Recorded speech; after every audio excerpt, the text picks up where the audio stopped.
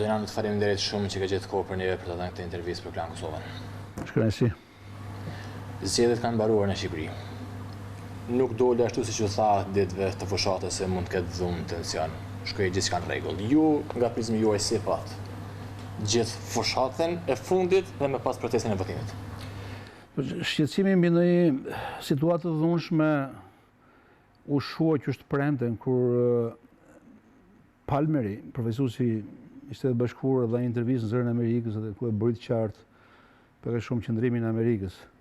Me njerë mbas Palmerit ne pam Lulzim Bashën, madje që është e njëjtën kam përshtypjen. Ne pam Lulzim Bashën dhe Monika Kryemadhen që dolën në programin e FEPZI-ut. Dhe e bën të qartë që protesta e ditës së nesme, sepse të premten duket se ka pas protestë, do të jetë e qetë. Lulzim Basha tha unë do dal me familjen time, me gruan dhe me fëmijët. Monika Kryemadhen gjithashtu përsolli të njëjtin mesazh dhe u kuptua që opozita kishte marrë një vendim të rëndësishëm, vendim të madh, vendim që binte në konflikt me gjithë strategjinë e saj të protestave, edhe me gjithë premtimet e saj që në datë 30 qershor nuk do ketë zgjedhje. Kështu që unë personalisht, po besoj edhe të tjerë, qysha të mbrëmjen e së njëjtës u bindën që data 30 do të jetë një ditë e qetë. Siç edhe ishte pastaj, siç ndodhi.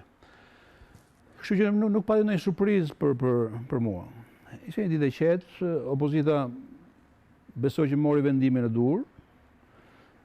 Madje në disa vende në Tiranë apo edhe diku tjetër dolën edhe me saze, duke kënduar, duke bërë ironi, dhe kjo ishte mënyra më e bukur edhe për të protestuar, që është shumë simpatike si protestë.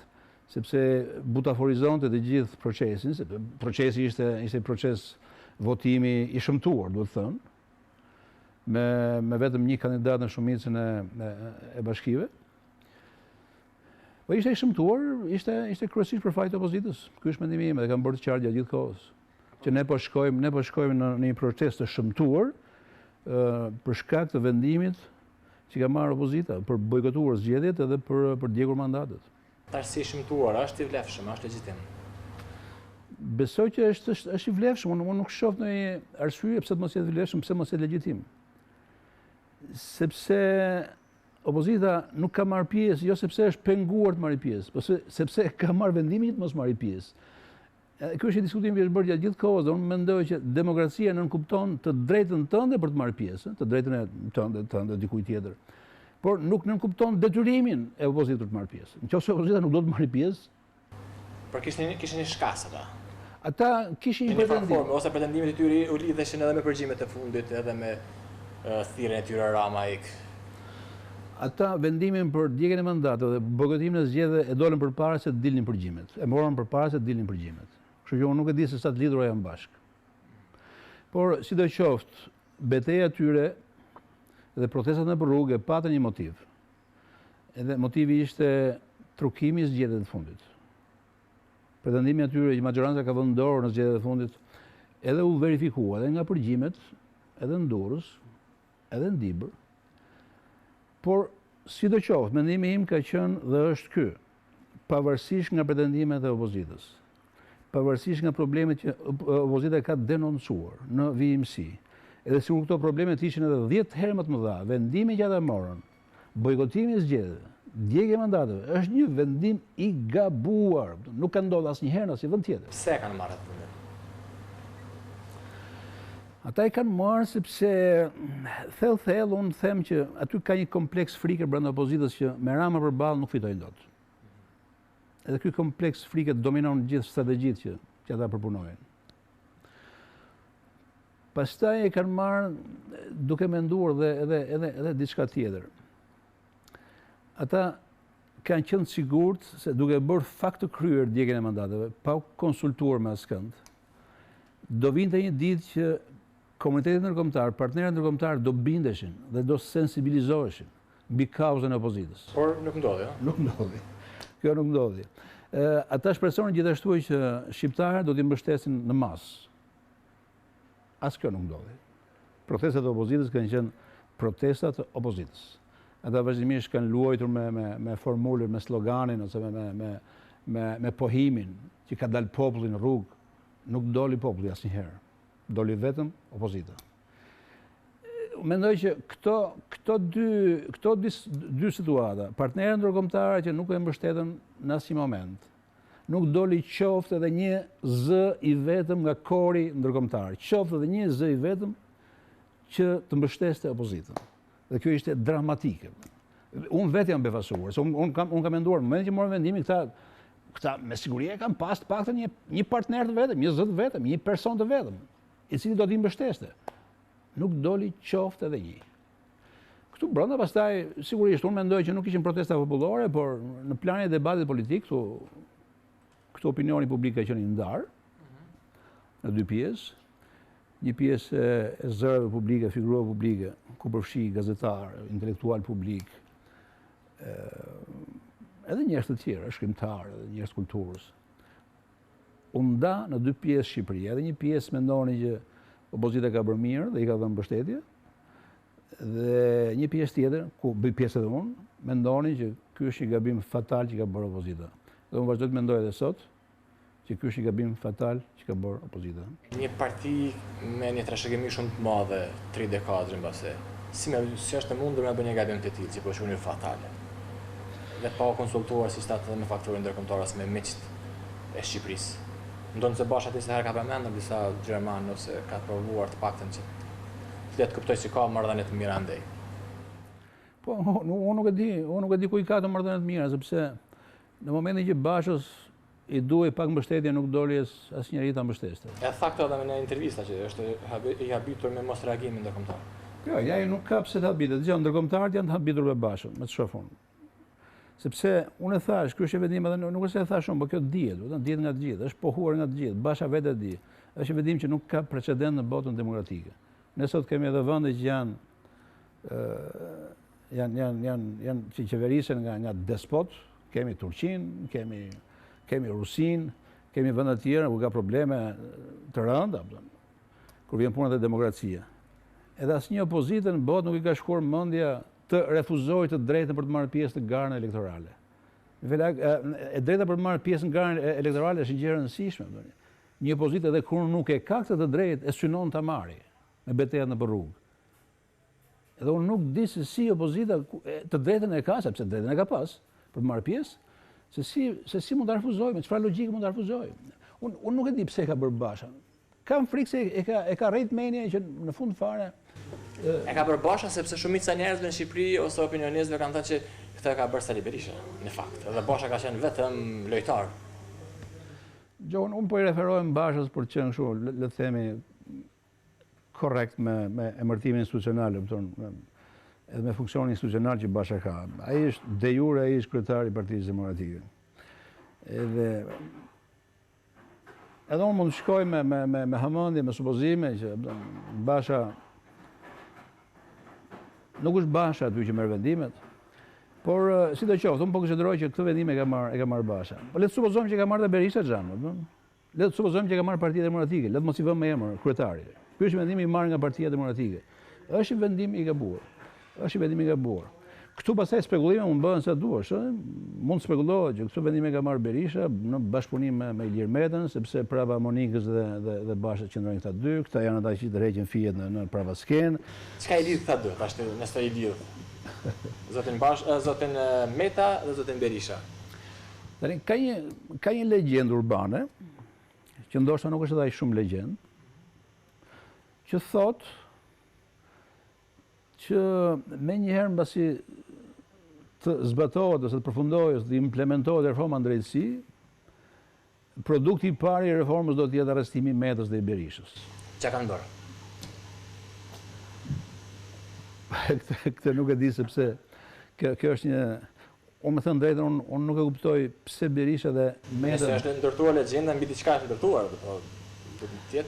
Jo, unë pretendoj që e njoh Shqipërinë mirë dhe unë nuk besoj se është e drejtë. Unë mendoj që nuk është fair që prej reformës në drejtësi të trembet vetëm Berisha dhe Meta. Dhe nuk e kuptoj pse Rama të mos ketë frikë. Nuk e kuptoj pse njerëzit të maxhorancës mos ketë frikë. Njerëzit e maxhorancës duhet të kenë frikë më shumë, se kanë 6 vjet që qeverisin edhe nga të gjitha anët janë kritikuar. Po, janë kritikuar për shumë gjëra. Kështu që frika duhet jetë më e madhe te maxhoranca. Por sidoqoftë, zërat që zërat që flasin për i frikë të Berishës dhe Medës, kam përshtypjen që e bëjnë këtë gjë në përpjekje për të interpretuar vendimin që është marrë, djegje e mandateve, edhe bojkotimi i zgjedhjeve. Pra, nga që nuk e kuptojnë dot këtë vendim, nuk arrin të marrin vesh pse e kanë marrë, përpiqen ta shpjegojnë dhe shpjegimi që bëjnë është ky. E kanë marrë sepse kanë frikë nga reforma në drejtësi. E kanë marrë sepse kanë frikë se do arrestohen, edhe do shkojnë në sallën e gjyqit. Po, është një spekulim, unë këtë nuk e di. Këtë spekulim mund ta bëjmë, mua më duket një spekulim racional. It makes sense. Po sidoqoftë është një spekulim. Unë nuk kam asnjë fakt që ta provoj që kjo është e vërtetë. Edhe për sa kohë që nuk kam asnjë fakt që është e vërtetë, unë preferoj të mos i referojmë si një fakt. Edhe gjatë gjithë kohës që është bërë debat këto kohë, nuk e kam përmendur këtë lloj. Nuk jam marrë me të spekulim. Cilin subjekt politik e afekton më shumë vendimi për mos të marrë pjesë në zgjedhje? A më shumë PD-n, e cila ka humbur gjithçka, nga se sa herë ka qenë në pushtet, ka pasur edhe shumë kryetarë bashkive që nëpër bastionet e saj që si kalshuar mbase me vite, apo edhe LSI-n, e cila mund të ketë dëmtime të mëdha meqenëse se ka pushtetin. Nga sa shtanë që gjithmonë elektorati i LSI-s është i lidhur kryesisht me punësime, ose me njerëzit që kanë beneficione nga pushteti. Kjo e fundit është e vërtetë. Por sidoqoftë, edhe LSI-ja e ka një masë të madhe antarësh të vet që demonstrojnë në vimësi një lloj lojaliteti të fortë ndaj partisë, edhe ndaj leadershipit të partisë. Janë antarë, janë militantë, janë besnik. Ata mund të jenë lidhë fillimisht për interesa, por më pas interesat kanë bërë që këta kanë injektuar fanatizëm. Interesat janë shndruar në një lloj idealizmi, le të themi. Cila parti penalizohet më shumë? Unë mendoj që dy e penalizohen, nëse nuk do dinë si të sillen, edhe po japin shenja që nuk po dinë si të sillen. Vurare reagimin e Bashës dje, doli me njerë mbas zgjedhjeve, mbas mbylljen e kutit. Ai doli falenderoj popullin për mos pjesëmarrje. Falenderoj popullin për mos pjesëmarrje, po tha që kjo është fitoria më e madhe. Do të kemi fituar 85% e refuzoi. 85% e shqiptarëve refuzoi, që do thotë që 85% e shqiptarëve dëgjuan apelin që lëshoi opozita. Tani unë nuk mendoj që ishte momenti për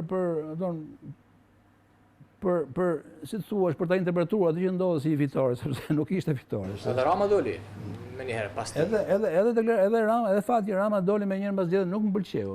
Edhe doli gjithashtu me tone triumfaliste. Edhe kjo është një ditë e madhe në histori. Kjo nuk ishte ditë e madhe, unë thash, ishte ditë e shëmtuar, sido që të shkonte ishte ditë e shëmtuar. Edhe sur pjesëmarrja ishte edhe shumë e madhe, të shkonte 25 apo 30%. Përsëri do ishte një ditë e shëmtuar, sepse në terma elektoral ishte një ngjarje surreale, nuk merrte pjesë opozita. Kjo është thjesht për monizëm, po kthehemi në monizëm. Jo, nuk është ajo, nuk ekziston ajo frikë në monizëm. Kjo është një mandat që është 4 vjeçar. Unë mendoj që opozita le ta vuajë këtë gjë, edhe i bën mirë ta vuajë.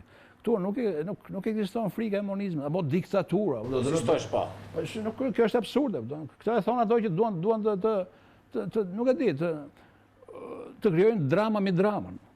Nuk besoj se ka arsye për të trembur që të vendoset tani diktaturë. Zërat kundër janë këtu. Çdo njeri që është kundër kësaj qeverie është i lirë të shprehet kundër kësaj qeverie. Në studiot e televizionit janë mbushur me njerëz që nuk lënë gjë pa thënë kundër kësaj qeverie. Çfarë diktaturë është kjo tani?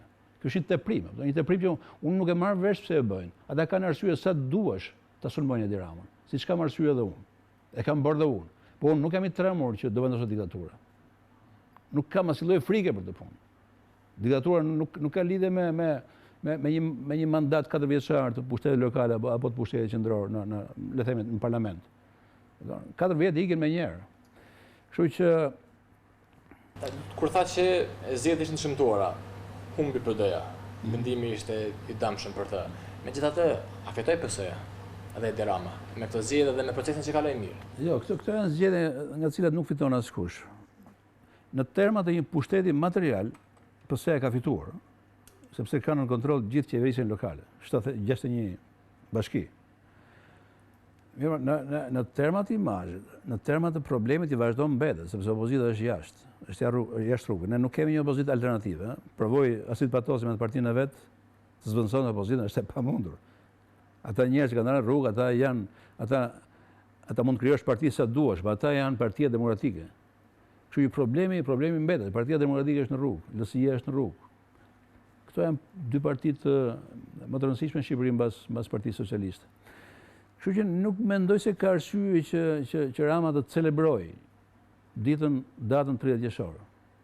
Data 30 qershor, unë mendoj që kryesisht ishte për fajin e opozitës, si duhet ajo verifikuar, por ishte edhe për fajin e majorancës për problemet që janë verifikuar në të shkuar lidhur me zgjedhjet, përgjimet. Kështu që nuk ka asnjë arsye për të celebruar atë datë, edhe sigur Rama të mos kishte asnjë përgjegjësi. Ai duhet ishte i pari që nuk duhet gëzohej prej kësaj që ka ndodhur. Pastaj, unë mendoj shkodrani që gjithë ky pushtet që Rama ka marrë në duart e veta, është një barë e madhe për atë, është një peshë, ajo pesha ka për ta shtypur atë. Edhe ai do të jetë viktimë e pushtetit. Rama është i madh kështu për ta mbajtur. Jo, përgjithësisht është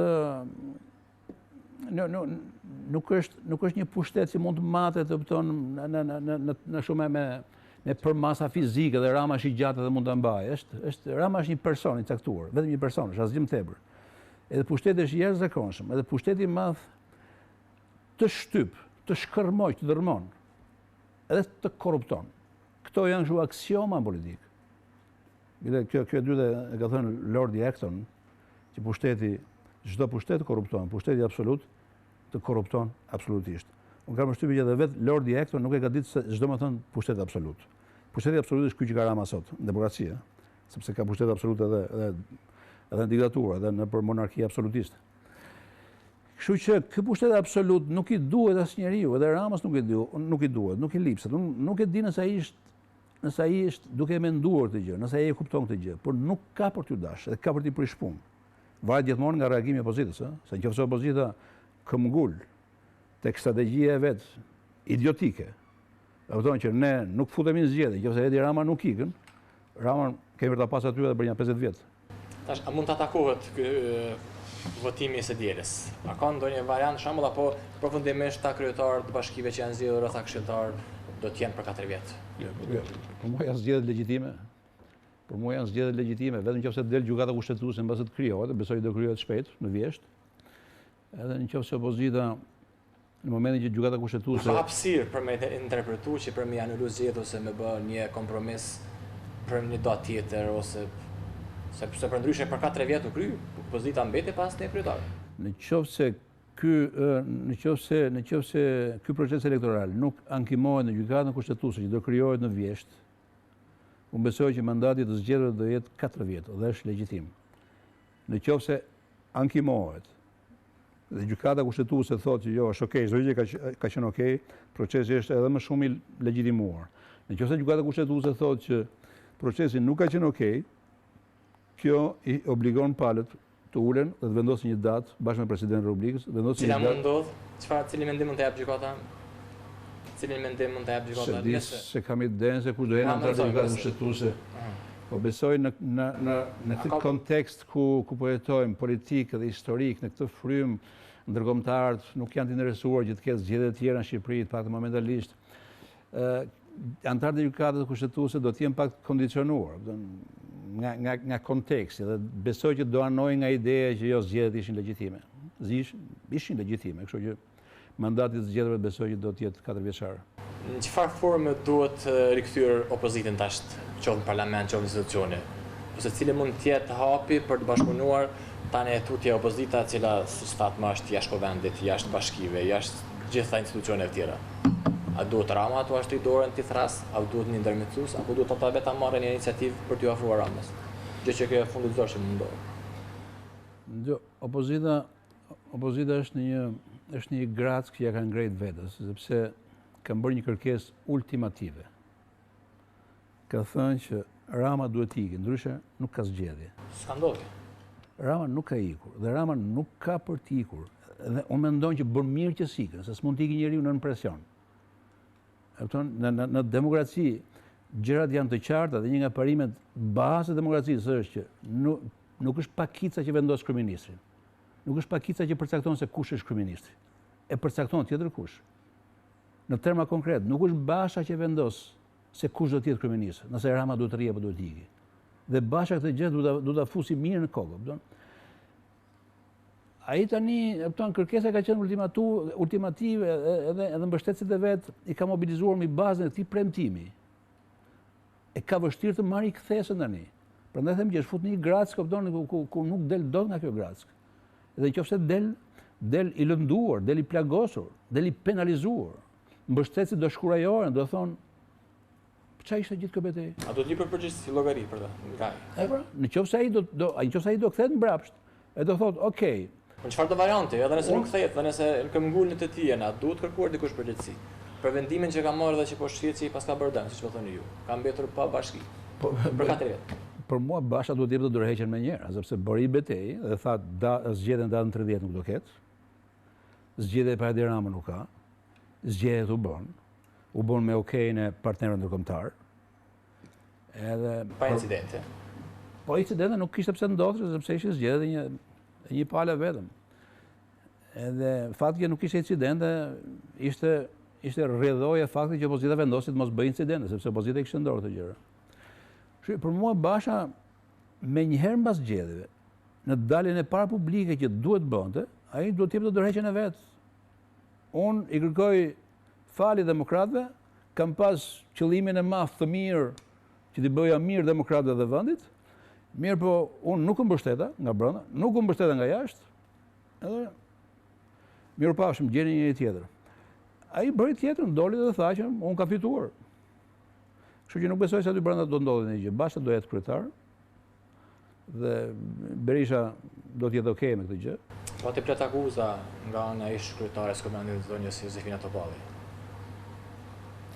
Ndonë se është tash jashtë në një formë e përjashtuar, Po nuk e di gjë. Në Shqipëri, në Shkodran, mua nuk më ka pëlqyer kjo praktike shumë njerëzve që fillojnë dhe bëjnë kritikat më dha në momentin që i ndodh dikujt diçka.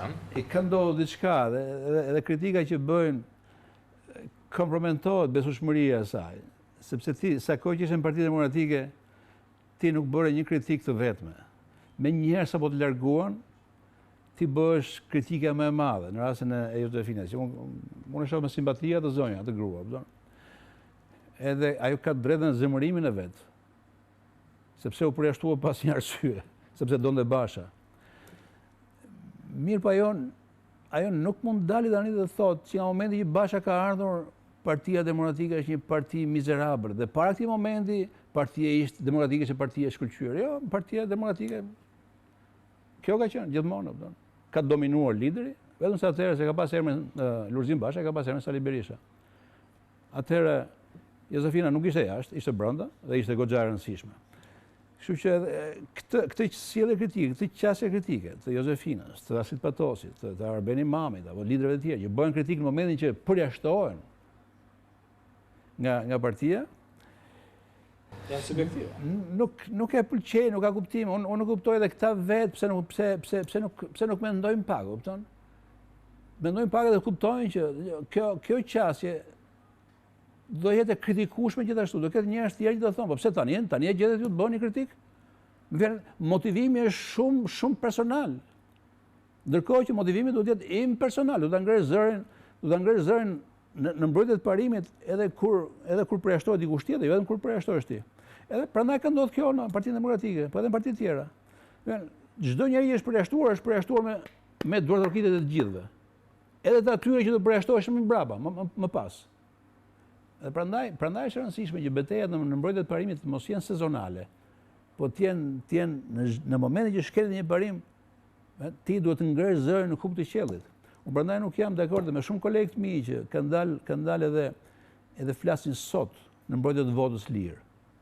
Ku kanë qenë këta kur Sali Berisha vidhte mandatin e Tiranës në praninë të gjitha kamrave, me ndikimin e Komisionit Zgjedhor, që shndroi Komisionin Qendror Zgjedhor nga një institucion të rëndësishëm në një band rrugaçësh. E vodhi rezultatin, kupton? E vodhi në sytë të gjithëve. Ne thjesht vëzhgonim dhe bënim se hir. Ku kanë qenë këta njerëz që nuk e ngritën zërin? Kështu që përsëris betejë në mbrojtjen e një parimi dhe një principi duhet bërë gjithë kohën. Jo me sezone. Tash cili presni me qenë hapi i opozitës për mu rikthy. I rat pak si rrotull, unë më pyeta më përpara çka mund do tash, ose si duhet të veproj. Tani vetëm zgjidhje që unë shoh janë zgjedhjet e parakohshme parlamentare.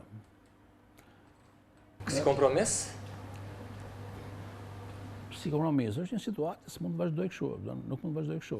Opozita duhet përfshirë në institucione. Ne nuk mund të kemi zgjedhje lokale prapë se sa po i bëm drejtë hajse, dalim dhe vend qesharaku. Sa po i bëm. Kështu që zgjedhjet parlamentare duhen bërë. Besoj që edhe Edi Rama duhet jetë interesuar të bëjë ato zgjedhje. Nuk mund të bëhet nesër pas nesër, duhet përgatit kushtet, duhet bërë një negociat me disë palëve për të përcaktuar disa rregulla loje të qarta, ku mund përfshihen ndërtimi një KQZ-je me profesionistë, jo me antarpartie, ku mund përfshihet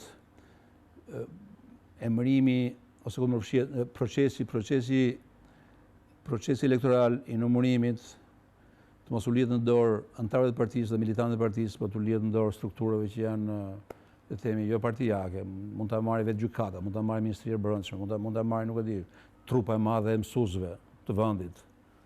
Vetë mos u lidhet gangove të rrugës, por të lidhet njerëzve që kanë një status publik, që kanë edhe një arsim të caktuar. Kështu që duhen bërë disa ndërhyrje të tilla përpara se të shkohet në zgjedhje. Nuk mund të shkohet në zgjedhje me të njëjtën infrastrukturë zgjedhore. Nuk mund të shkohet në zgjedhje me logjikën që votimet në fund do t'i numërojnë votat, do t'i numërojnë militantët, sepse është e sigurt që zgjedhjet do prishen përsëri dhe do kontestohen. E me datën e presidentit, datën e re të zgjedhjeve, tetorin? Ajo ka vdekur, ajo histori. Është një shaka e presidentit. Ma presidentit, shaka e presidentit, ha? Po, sigurisht e presidentit. Dhe kjo e bën shakan edhe tragjike. Ishte një marrëzie. Besoj që edhe vetë presidenti është bindur që ishte një marrëzi. Sa është normale, sa është e lejueshme në politikë dhe në institucione që njerëz kryesorë të partive politike, njerëz kryesorë të shtetit me marrë këto vendime, të cilat më pas me i kushtu vendit? Ai që kam thënë në Shkodran është kjo që ky është një vendim që ka marrë presidenti dhe vendimi që ka marrë presidenti për mua ishte shumë i gabuar, ishte absolutisht i gabuar, sepse ai vendim ai nuk e qetëson situatën. Presidenti tha që unë po e marr vendim për të qetësuar situatën, por nuk mund të qetësoj situatën një vendim i cili është në favor të njërës palë dhe është në favor të palës tjetër. Ose që pëlqejet nga njëra palë, por nuk pëlqejet nga pala tjetër. I tillë është vendimi. Partia Socialiste tha që as nuk e njoh fare, za PD-ja u gëzua për gjysmë. Derisa pastaj edhe Basha doli dhe tha që nuk më intereson shumë data 13. Unë dua zgjedhje pa Edi Ramën. Vendimi ishte vendim absolutisht i gabuar. Do mbetet në biografinë e Ilir Mendës si një nga gjërat më të gabuara që ka bërë këto 30 vjet. Dhe është njëri që ka bërë gabime shumë. Edhe në terma të sjelljes institucionale ai vendim e komprometon, e turpëron karrierën e tij. Edhe përsëris kam bindjen që ai është penduar. Kam bindjen që ai ka marrë vesh që vendimi që ai mori ishte një marrëzi, ishte një budallëk. Kështu që a mund të lëkundët nëse vetë si është lëkundër karrika? Me funksionalizimin e gjykatës kushtetuese? Po thuhet që socialistët po bëhen gati ta shkarkojnë. Por nuk besoj se do ta bëjnë të gjë. Nuk kanë asnjë lloj interesi socialistët. Mund ta bëjnë, se mund të kenë argumentin, po. Ilir Meta atje në president nuk u prish punën aty. Mund të prishte punë tani me vendimin që mori, me dekretin që mori, po edhe dekretin e injoruan, mendimin e ndërkombëtarëve. Kështu nuk u prish punë, le ta lënë aty. Aty do jetë besoj do ta mbylli mandatin, vetëm nëse jep dorëheqjen vet. Kam frikë që mund të jap dorëheqjen edhe vet, sepse ai A keni pritur dorëheqjen prej tij pas kësaj që ndodhi? E kam menduar, sepse ai është Ai është njëri të cilit i rrin ngushtë presidenca. Ai është njëri politikisht shumë aktiv, edhe ai nuk mund ta shohë skenën politike nga lozha e presidencës. Ai ka përfaqësues.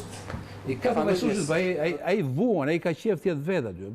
Edhe besoj që një nga vojtat është kjo, që përfaqësuesi i familjes nuk është në lartësinë e detyrës.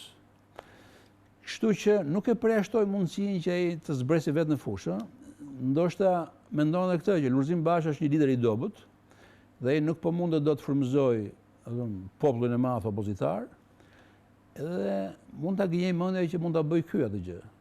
Dhe kam përshtypjen që nëse Ilir Meta jep dorëheqje nga presidenca edhe futet në lojën politike, do ketë një dualizëm, do ketë një kontrast të fortë, një rivalitet të fortë. Kjo PD-s më pas?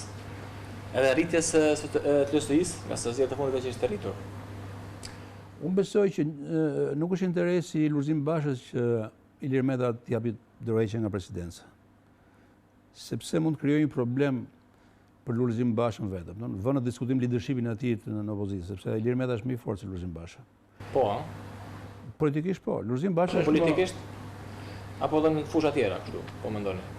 Jo, si personazh politik është shumë i fortë, është shumë i fortë. Nëse në fusha tjera, ai Lulzim Basha sigurisht është djalë më i edukuar se sa Ilir Meta, më i kultivuar, flet më bukur anglisht, është më modern. Ilir Meta është njëri që nuk ka marrëdhënie me librat fare, ka zero marrëdhënie me librat.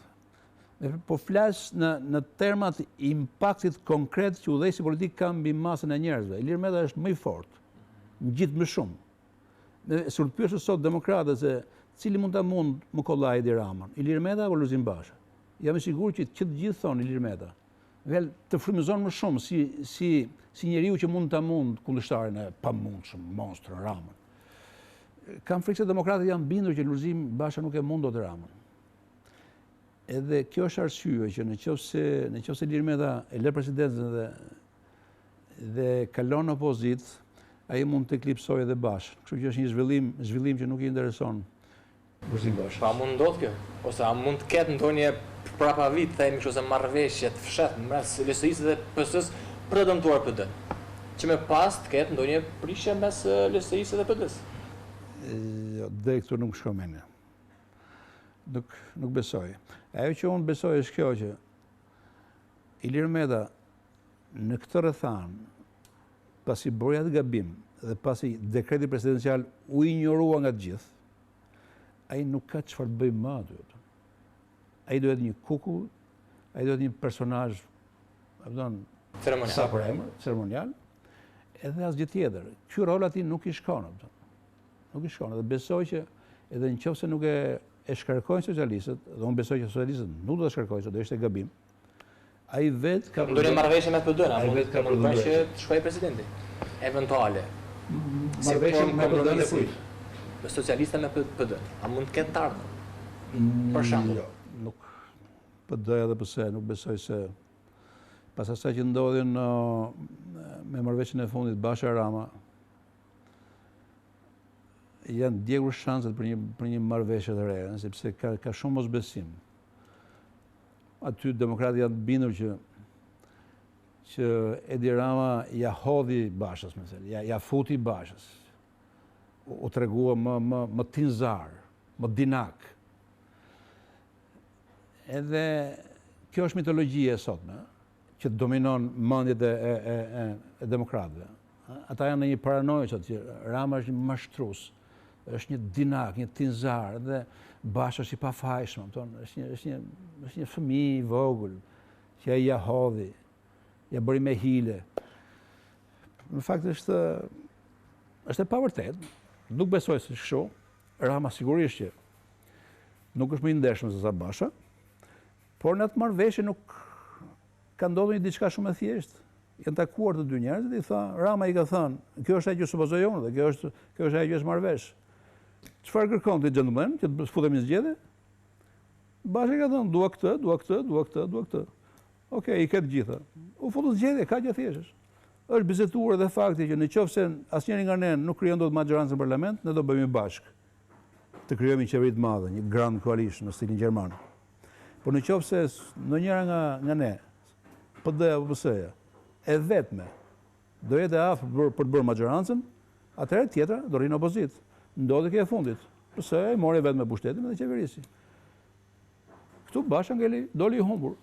Kjo është e gjitha ajo që ka ndodhur. Nuk besoj se ka ndonjë gjë tjetër që nuk e dim. Ku i shihni PS-n edhe PD-n me këto zhvillimet e fundit që kanë ndodhur në të ardhmen? Ose a duhet me pas një forcë tretë ose tjetër të jashtme lëvizëse brenda politikës shqiptare? Jo, këto kanë fjalën për LSI. Këto janë parti të forta. Për mua janë parti të prishura, janë parti të korruptuara, janë parti që vendit të bëjnë dëm. Po t'i kisha unë dorë, do t'i shpërbëja. Po t'i kisha unë dorë. Krejt? Krejt, komplet. Nuk i duan vendit. Vetëm i bëjnë dëm vendit. Mirë po ato janë partit forta. Ato ka një traditë fort. PS-ja ka traditën, e ka, se i bi, 7 vjeçare. PD ka 30 vjeçare, por e ka shumë të fort, sepse PD mori kauzën e antikomunizmit, që është në vitin 90. Berisha vetëm për faktin që ishte lideri i opozitës në atë periudhë historike. Ai ka kredenciale akoma, ai u gëzohet akoma atyre kredencialeve, se si personazh më pas ai ishte diskredituar, ka bërë dhe krime. Por vetëm për shkak të atyre kredencialeve që lidhen me atë kohë të rëndësishme në historinë e vendit, ai vazhdon dhe mbetet në politikë, edhe mbështetet nga shumë njerëz, sepse shumë njerëz e lidhin antikomunizmin asaj kohe me Sali Berishën. E marrin si njeriu që udhoi që lëvizjen komuniste dhe që përmbysi komunizmin. Kështu që ka qenë një moment i rëndësishëm dhe pikërisht rëndësia e atij momenti krijon tek demokratët vetdijen që ata pritse i përkasin një momenti shumë të rëndësishëm historik. Edhe kjo vetdije është një nga gjërat që i bën bash demokratët, përveç gjërave tjera, ku futen edhe interesat që kanë kur vinë pushtet. Kjo është...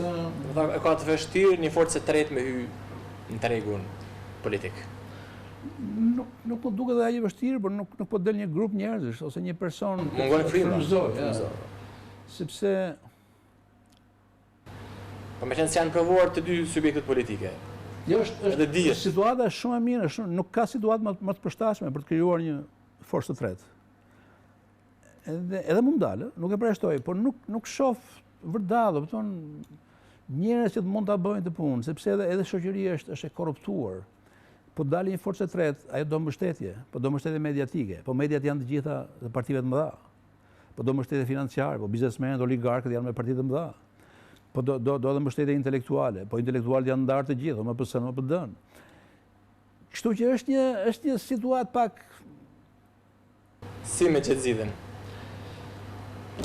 Zgjidhja kjo është, zgjidhja më mirë është të krijohet një forcë e tretë. Po edhe forca e tretë nuk është se mund të bëjë çuditëra, nuk është se mund të ketë ndonjë çelës magjik apo shkop magjik për të gjithë situatat. Forca e tretë, ti kur krijosh si forcë e tretë duhet të ballafaqohesh me një forcë të keqe, le të themi, PD dhe PS, që janë të korruptuar, që kanë gjithë biografi të tyre, kriminale, le të themi, për të përdorur term të fortë, të rënd. Ajo forca e tretë edhe po tjetë e virgjër, nga dalë fillon të zhvirgjërohet. Sepse është efekti që të bën tjetri dy. Ti nëse përballë ke një armik gjithashtu të virgjër, ajo është betejë fantastike. Por ku ti je i virgjër dhe ai tjetri është i korruptuar, ti fillon edhe korruptohesh nga dalë, nuk është se ndodh tjetër, nuk është se ai korruptuari fillon edhe bëhet i virgjër. As ndodh kurrë ajo.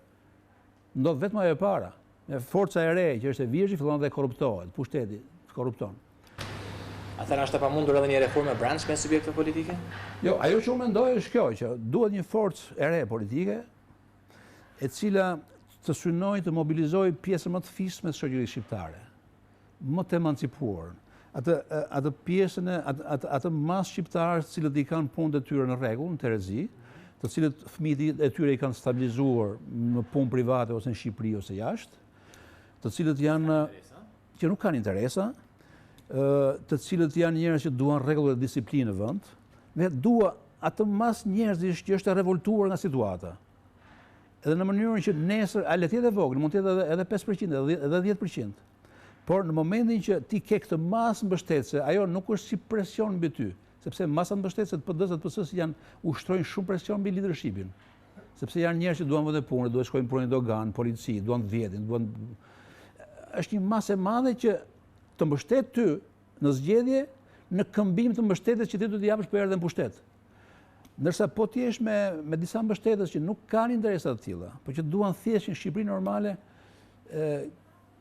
ky është element avantazhi që mund të ketë një forcë e re politike. Dhe unë mendoj që forca e re politike po të dali duhet të synojë të mobilizojë këta njerëz, bile duhet të dali dhe duhet të bëj apel që dëgjoj, nuk i dua njerëzit që kanë votuar 30 vjet për Partinë Socialiste dhe për Partinë Demokratike. Nuk i dua ata. Le të vazhdojnë të votojnë për Partinë Socialiste dhe për Partinë Demokratike. Për mua këta njerëz janë të prishur. Mi po duhet dalin disa njerëz ta bëjnë të gjë. Dhe krejt përfund më u rikthye edhe herë te procesi edhe te zhvillimet e fundit politike që kanë ndodhur, stagnimi, dalja e opozitës jashtë, mungesa e institucioneve ose konstituimi i tyre, sa ka dëmtuar ose sa dëmton Shqipërinë integrimet, në rrugën e saj të integrimeve ose edhe në luftën e brendshme kundër korrupsionit dhe zhvillimit ekonomik. I kanë bërë dëm shumë të madh, i kanë bërë dëm shumë të madh edhe unë këtu konsideroj me faj Lulzim Bashën, që ai duhet ta mendonte edhe këtë dëm. Sigurisht ai ka drejt kongrezor lidhur me problemet që ka pas në zgjedhje, por nuk ka të drejt për faktin që ai të njëjtat probleme në zgjedhje janë verifikuar dhe në kohën që Lulzim Basha ka qenë në pushtet, bashkë me Sali Berishën. Dhe unë kam pritur nga Lulzim Basha që për të demonstruar edhe për të treguar gjithë botës, gjithë shqiptarëve që ai ishte i sinqert në aksionin e vet, kam pritur që të deklaronte fillimisht që miq shqiptar, my fellow citizens, ne nuk kemi të bëjmë zgjedhje dhe këtu përgjegjësia e Partisë Demokratike është historike. Është partia e parë që ka vënë dorë në zgjedhje, që ka prishur zgjedhjet. Po të bënë këtë deklaratë, do të ishte shumë i besueshëm. Pa ai nuk e bën këtë deklaratë. Ai thotë zgjedhji vjet vetëm Rama. Edhe unë këtë gjë nuk i fal atij. Që ngriti një kauzë, dhe kauza ishte e drejtë, po personi që përfaqësonte kauzën ishte personi i gabuar. Në fjalë, sepse nuk bëri këtë mea culpa që thashun, këtë qëndrimin autokritik, që dilte të thoshe që çdo gjë ka filluar me Partinë Demokratike. Kështu që e gjithë kjo betejë e tia ka qenë për qëllimet e veta, për qëllimet e Lulzim Bashës, edhe Sali Berishës, edhe një grupi që janë aty njerëzish, nuk ka qenë emër. Ma shumë e Bashës apo Berishës? Basha ambicin e ka më të madhe, Berisha mund të ketë interesa të tjera tani. Kupton, nëse Berishës jepen garanci që nuk do preket ai jep familje apo gjëra të tjera, Berisha edhe mund të kalojë një pleqëri të mirë me familjen, me gruan. Ambicien e madhe e ka Basha sot. Dhe ai në çdo vendim që merr ai, po edhe Edi Rama në krahun tjetër, apo Ilir Meta, në çdo vendim që marrin, duhet mendojmë pak edhe për imazhin e këtij vendi, sepse ky imazh për muaj të tërë, mediat ndërkombëtare kanë folur për faktin që Shqipëria po destabilizohet, kanë folur për faktin që qeveria shqiptare është korruptuar. Unë edhe ato përgjimet që Basha i ka çuar në Gjermani, unë nuk do i çojë në Gjermani. Pse i çojë në Gjermani? Pse do ta marrin vesh gjermanët? Që shqiptarët vjedhin vota. Bëje betejën këtu. Botoj ato gjëra nëpër televizion shqiptar, nëpër shtypje shqiptar, dhe kjo është një betejë e brendshme. Kështu që edhe si thuash, edhe fakti që Basha apo edhe politikanët tjerë përpiqen të lajnë rrobat e pista në vende të huaja, nuk më pëlqen. Nuk më pëlqen. A mund të rikthehet protesta prapë Basha dhe opozita? A presni që ata më u rikthy? Po nuk besoj se edhe demokratët janë të demotivuar tani, dhe një pjesë e tyre me siguri janë duke menduar që çfarë ishte kjo që bëm, ishte një gabim i madh dhe është vështirë të vazhdojnë protestat. Protestat i përjashtoj si një mjet politik të opozitës nga ky moment e tutje. Besoj që do të bëjnë në gjë tjetër. Nuk e di se çfarë, por do të bëjnë gjë tjetër, jo protesta, sepse nuk do kenë mbështetje, do kenë mbështetje të vogël, do kenë 2000, 3000, 4000 veta, 5000, po jo më shumë. Faleminderit shumë që ndat kohën me ne. Ishte kënaqësi.